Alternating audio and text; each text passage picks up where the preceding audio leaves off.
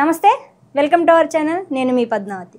ఈరోజు మనతో పాటు ప్రముఖ జ్యోతిష్య వాస్తు పండితులు డాక్టర్ గుండెపూడి శివసుధీర్ శర్మ గారు ఉన్నారు. మరి ఆయనతో మాట్లాడి వృశ్చిక రాశి వారికి ఎటువంటి ఫలితాలు కనిపిస్తున్నాయి అనేది తెలుసుకునే ప్రయత్నం చేద్దాం. మరి మీరు కూడా చూసేయండి. నమస్కారం గురువుగారు. శ్రీమాత్రే నమః. శ్రీ గురుభ్యో నమః. గురువుగారు, మనకి ఆదాయ వ్యయాలు అనే విషయానికి వచ్చేసరికి ఆదాయం అనగానే మనకు వచ్చే సంపాదన, వ్యయం అనేది వచ్చేసరికి మనకి ఖర్చు అవుతుంది అని చెప్తారు కదా. అంటే ఇది వాస్తవమే అంటారా, లేకుంటే ఆదాయ వ్యయాలు కావచ్చు, లేకుంటే రాజ్యపూజ అవమానాలు కావచ్చు, ఇవి వేటి పరంగా లెక్క వేయచ్చు అంటారు? నిజంగా చెప్పాలంటే మనం చిన్నప్పటి నుంచి కూడా మెంటల్గా ఫిక్స్ అయిపోయి ఉన్నాను. ఆదాయం అంటే డబ్బు, ఖర్చు, వ్యయం అంటే ఖర్చు అని. ఆదాయ వ్యయాలు అనేటువంటివి మనకి పంచాంగంలో ఇచ్చేటువంటి విధానం ఏమిటి అంటే కేవలం డబ్బు విషయం ఒక్కటి కాదు. ఆర్థికం, ఆరోగ్యం, కుటుంబం, మనశ్శాంతి, విద్య, మనం అనుకునేటువంటి కార్య సంకల్ప విజయం, ఇవన్నీ ఓవరాల్గా కలుపుకుంటే వీటిల్లో ఏ ఒక్కటి లోపించినా మనశ్శాంతి లోపిస్తూ ఉంటుంది. కాబట్టి ఇవన్నీ కలుపుకొని ఆదాయ వ్యయాల రూపంలో చూపిస్తారు. కానీ డబ్బు మాత్రం కాదు, డబ్బు ఒక్కటి మాత్రం కాదు. మనకి ఓవరాల్గా ఈ సంవత్సరం మొత్తం ఉండేటువంటి ఫలితం, మనకు ఉండేటువంటి మనశ్శాంతి, మనకు ఉండేటువంటి కార్య విజయం ఏదైతే ఉందో ఈ ఆదాయ వ్యయాల రూపంలో చెప్తాం. కానీ కేవలం డబ్బు ఒక్కటే ఎంత వస్తుంది, ఇంత ఖర్చు అవుతుంది అనేది మాత్రం పిచ్చి అపోహ అని చెప్తాను నేను. కాబట్టి ఆ విధంగా చూసుకోకండి. తప్పనిసరిగా మనం ఓవరాల్గా జీవితం మొత్తం సంవత్సరం, ఇప్పుడు 1% ఇంట్రెస్ట్ అని చెప్తారు నాన్న, బ్యాంక్ వాళ్ళు చెప్తున్నా. 1% ఏంటంటే ప్రయాణం కదా. అట్లానే ఆదాయ వ్యయాలు కూడా మన పంచాంగంలో చెప్పుకునేవన్నీ కూడాను సంవత్సరం మొత్తానికి పనికొచ్చేట్టుగా మనకు ఉండేటువంటి మనశ్శాంతినే ఆదాయ వ్యయాలుగా చూసుకోవాలని చెప్తాను. గురువుగారు, అసలు వృశ్చిక రాశి వారి గ్రహస్థితి చూస్తే గనక గోపంచారం ప్రకారం చూస్తే అసలు వీరికి ఎటువంటి పరిహారాలు కనిపిస్తున్నాయి, దాంతోపాటుగా అసలు వీరికి ఆదాయ విషయాల్లో కావచ్చు, లేకుంటే లాభదాయక విషయాల్లో కావచ్చు, ఎటువంటి విధంగా ఉందంటారు అసలు? ముఖ్యంగా నాన్న, వృశ్చిక రాశి వారికి ఈ సంవత్సరం మధ్యస్థంగా ఉంటుంది. మరీ గొప్పగా ఉందని చెప్పడానికి లేదు, మరి అసలు బాగోలేదని చెప్పడానికి లేదు. ఎందువల్ల అంటే ఇంతకాలం సప్తమ స్థానంలో ఉన్నటువంటి గురుగ్రహం అష్టమ స్థానంలోకి మారుతుంది. అష్టమము అంటేనే కష్టస్థానం అని చెప్పుకోవచ్చు. అలాంటి వృశ్చిక రాశి వారికి ముఖ్యంగా ఈ సంవత్సరం విశ్వావసనామ సంవత్సరం ఆదాయ వ్యయాల విషయానికి వస్తే ఆదాయం 2, ఖర్చు 14, రాజ్యపూజ్యం 5, అవమానం 2. ముఖ్యంగా ఈ వృశ్చిక రాశి వారు అనుకున్న పనులు నిదానంగా నత్తనడకన నడుస్తూ పూర్తవుతాయి. అంటే చేయవలసినటువంటి కృషి కంటే ఇంకాస్త ఎక్కువ కృషి చేయాల్సినటువంటి పరిస్థితి, అంటే ఎక్కువ కష్టపడాల్సిన పరిస్థితి వస్తుంది. తద్వారా కార్యం సాఫల్యత అవుతుంది, కానీ అవుతుందా కాదా అనేటువంటి ఒక అనుమాన స్థితిలో ఆ పని పూర్తి అవ్వడం. ఇప్పుడు ఒక అటెంప్ట్ చేసి 2 అటెంప్ట్స్ చేసి 3 అటెంప్ట్స్ చేస్తే పని అయిపోతే ఓకే, పర్లేదు. ఇంకా చివరికి విసుగు పుట్టిన సమయంలో పని అయినా కూడా దానివల్ల పెద్ద సంతృప్తికరంగా ఉండదు.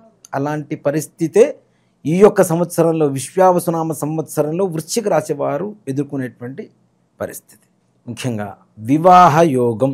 నన్ను అడిగితే కొన్ని రోజుల పాటు గోచారవశాత్తు చూసుకుంటే కొన్ని రోజుల పాటు వివాహ విషయంలో కొంచెం దూరంగా ఉండడం అనేది అవసరం అనేది చెప్తా. తొందరగా కుదరకపోవటం, ప్రయత్నాలు చేసి విసుగు పుట్టవటం, ఇట్లాంటివి గురుబలం విశేషంగా వివాహానికి చెప్పుకుంటూ ఉంటాం. అలాంటి గురుబలమే క్షీణ దశలో ఉన్నది. కాబట్టి వివాహ ప్రయత్నాలు అంత పెద్దగా సఫలీకృతం అవ్వడానికి అవకాశం తక్కువ. ఇక మరలా సంతాన విషయానికి వచ్చిన అక్కడ కూడా ఇదే పరిస్థితి.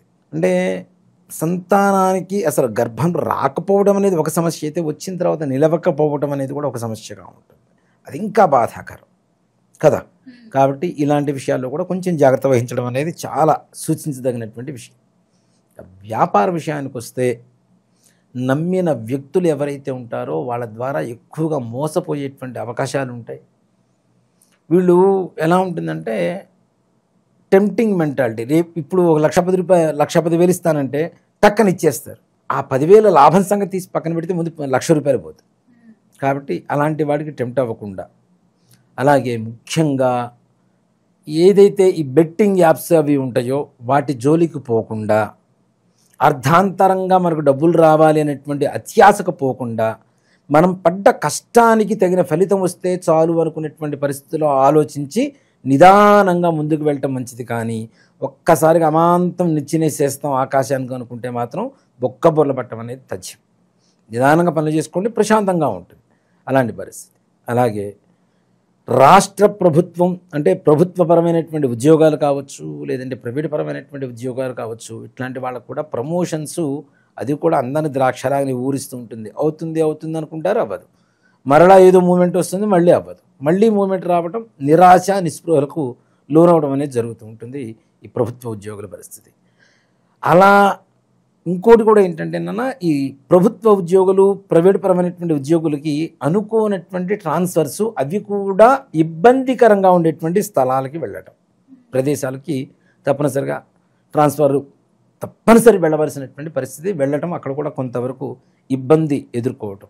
దాంతోపాటుగా ఏదైతే రైతులు ఉంటారో వాళ్ళకి మాత్రం చక్కగా భూమాత అనుగ్రహిస్తుంది, మంచి పంటలు పండుతాయి, మంచి ఆర్థికమైనటువంటి లావాదేవీలు జరుగుతుంటే లాభం వస్తుంది, ప్రశాంతంగా సంతోషకరంగా ఉంటారు.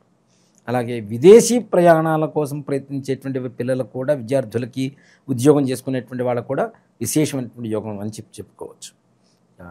రాజకీయపరమైనటువంటి వాళ్ళకి, నాయకులకి, వాళ్ళకు కూడా పర్వాలేదు, మరీ కష్టకాలంగా ఉండదు, మరీ అంత సుఖాలు అనుభవించే పరిస్థితి కూడా ఉండదు, మధ్యస్థంగా నడుస్తూ ఉంటుంది, పర్వాలేదు అనుకునేటువంటి పరిస్థితి వరకు వెళ్ళిపోతూ ఉంటుంది. ఇక వృశ్చిక రాశిలో ఉండేటువంటి ముఖ్యంగా తల్లిదండ్రుల ఆరోగ్య పరిస్థితి కొంచెం భయానకంగా మారేటువంటి పరిస్థితి ఉంది. కానీ ప్రాణభయం అయితే ఏమీ ఉండదు. కొంతవరకు దానివల్ల ఖర్చులు అధికం అవ్వటం, ఇంట్లో భార్యాభర్తల మధ్య చిన్న చిన్న చికాకులు, పెద్దవని చెప్పడానికి లేదు, కానీ ప్రతిరోజు చికాకు పడుతూ గొడవలు పడుతూ ఉంటే అది కూడా మనశ్శాంతి లోపిస్తుంటుంది. కాబట్టి కొంచెం జాగ్రత్త. ఎక్కువగా ఒకళ్ళ కోపం వచ్చింది, ఇంకోళ్ళు మౌనంగా ఉండండి. దానివల్ల కొంతవరకు సుఖశాంతులు ఉండడానికి అవకాశం ఉంటుంది ఇంట్లో. అలాగే పిల్లలు కూడా కొంతవరకు మాట వినేటువంటి పరిస్థితి వస్తుంది. వాళ్ళకు ఉండేటువంటి చెడు స్నేహాలన్నీ కూడా వదిలిపెట్టి తల్లిదండ్రుల మాట వింటూ పర్వాలేదు మన పిల్లలు మన మాట వింటున్నారు అనుకునేటువంటి పరిస్థితి వరకు వస్తుంది. విద్యార్థులు కూడా కొంతమేర కష్టపడితే మాత్రం మంచి పాస్ మార్క్స్తో ముందుకు వెళ్ళటం, ఉత్తీర్ణత కలగడం అనేటువంటిది జరుగుతూ ఉంటుంది. అలాగే ముఖ్యంగా ఈ యొక్క వృశ్చిక రాశి వారు ఏదైతే కష్టం అనుకుంటుంటారో దాన్ని ఇష్టపడి చేయండి, కష్టం అనుకోకుండా. తప్పనిసరిగా అన్ని పనులు పూర్తవుతాయి నాన్న ప్రశాంతంగా. నత్త నడకన నడుస్తుంది అన్నప్పుడు మనం కొంచెం ఒక ప్రశాంతమైనటువంటి ఆలోచన స్థితితో వెళ్తే తప్పనిసరిగా పనులు అవుతాయి. పరుగున వెళ్ళిపోతే పరిగెత్తి పాలు తాగేదానికన్నా నిలబడి నీళ్లు తాగడం మంచిది అంటారు. కాబట్టి కొంచెం నిదానంగా ముందుకు వెళ్ళడం అనేది సూచించదగినటువంటి విషయం.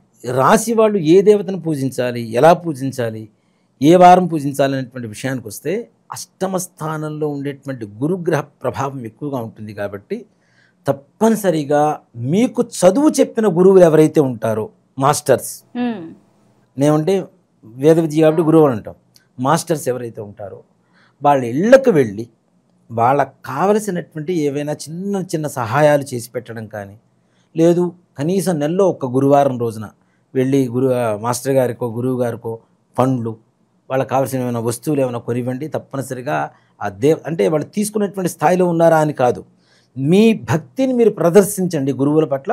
తప్పనిసరిగా గురుగ్రహ అనుగ్రహం కలగటం వల్ల ఏవైతే ఉన్నాయో కార్యాలు మొత్తం సుభిక్షంగా మంచిగా ప్రశాంతంగా జరిపేటువంటి పరిస్థితులు ఉంటాయి.